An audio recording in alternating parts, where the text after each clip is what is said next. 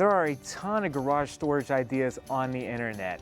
I mean, if you Google that term, you're gonna come up with like 1,000,001 solutions, right? But they always seem to cost $200, $300, $400, and it takes you like 2 whole days to assemble. Well, I found one over on the Family Handyman site that I really think you're gonna enjoy because it takes all the junk that's on your garage floor, puts it in storage bins, and allows you to mount it on the garage ceiling. So, I'm gonna share how I built that system so that you can do it too. And before you know it, you'll be able to park your car in the garage.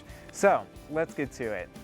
The material list isn't super huge. Essentially, you're gonna build some carriage racks out of plywood, a sheet of plywood. This is a 2x4 foot sheet of birch plywood and some 2x4s. But first, what you have to do is cut them to size.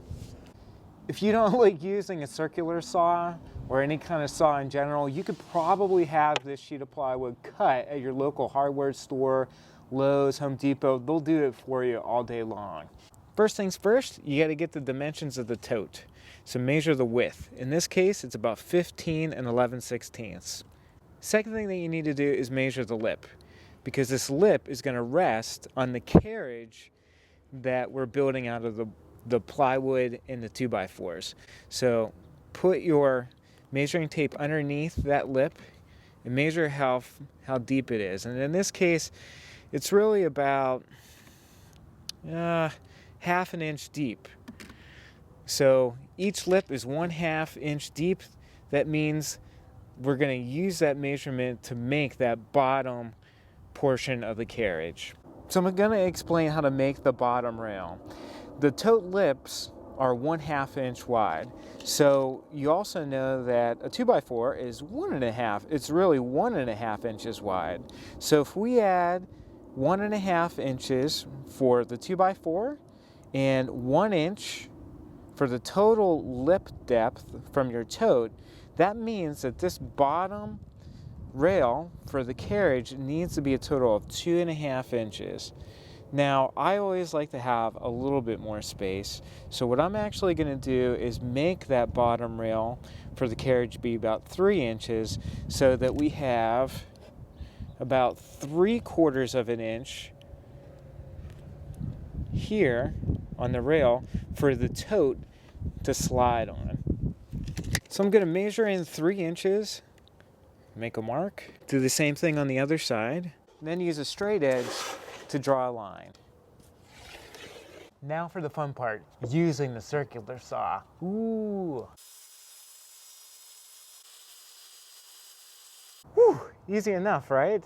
Well, since I have all 5 fingers, now I have to cut a 5-inch piece of plywood for the top portion of the carriage. And then finally, you have to cut a 4-foot section of 2x4. Next thing you want to do is find the center of both the 3-inch and the 5-inch rails. Place a mark in the center every 10 inches. Then to make life a little bit easier, make a mark 2 inches in from the edge of both ends of the 2x4, dead center, so at 3/4 of an inch. Then apply a nice, generous amount of wood glue to the bottom edge of the 2x4. At this point, get your 2-inch screw started and drill it through the face of the 3-inch board. Do the same thing on the opposite end. And what you can do is take this edge of the screw and line it up with the mark that you made right here on the 2x4. Now you can screw the one end in place. And do the same thing for the other end. And I always like to check to make sure that it did a halfway decent job. So take the measuring tape and measure that distance between the 2x4 and the edge of the 3-inch rail. Close enough. I get 3/4 of an inch. Yep, that's good. Then measure the other side. Close to 3/4 of an inch. That's exactly what we wanted. Do the exact same thing for the 5-inch rail.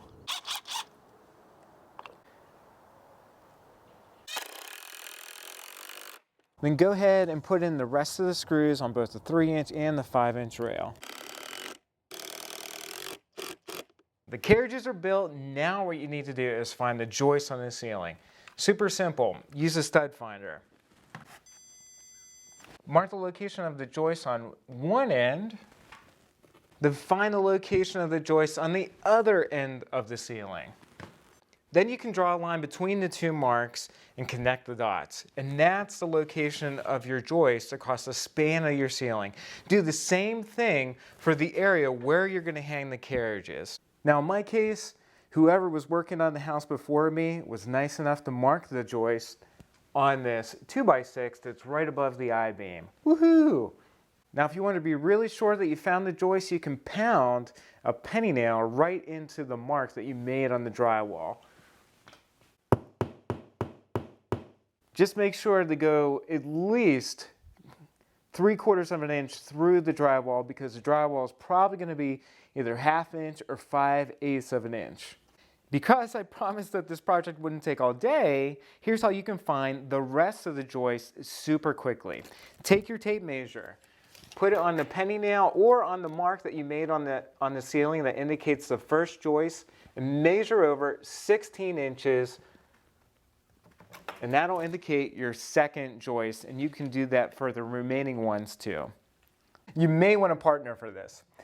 Put the carriage up on the ceiling and then make a mark on it on the 5-inch section of the plywood that corresponds with your joist location. I wanted to show you something. Make the mark 1 inch in from the edge of the 5-inch rail. So right about here. Now you can drill pilot holes into the carriage where you made the marks. This is the part where you may want a hand. So here's the deal. You got to temporarily mount the carriage to the joist using 3-inch deck screws. Cut a 2x4 template that matches the dimensions of your tote. Take your 2x4 template and stick it into a second carriage. What you're going to do is make a mark on the 2x4 that indicates the top position of the 5-inch rail. And we're going to use this mark to mount the carriage to the ceiling. Take your 2x4 template, stick it into the carriage you mounted already to the ceiling. Find your mark that you made on the template and place that mark on the ceiling. This is going to indicate the edge of the next carriage. So you want the 5-inch rail to match up with this mark. Do the same thing with the template at the end of the already mounted carriage. We're getting so close, we're almost done. Take the second carriage and line it up with the marks that you made with that template. And again, we're going to temporarily mount the carriage to the joist with 3-inch deck screws. Because I'm so excited and because you want to see if this railing system works, take one of your bins, take one of your totes, and slide it in place. Woo! It works! Drill some bigger holes for the lag bolts that are going to go in the 5-inch rail.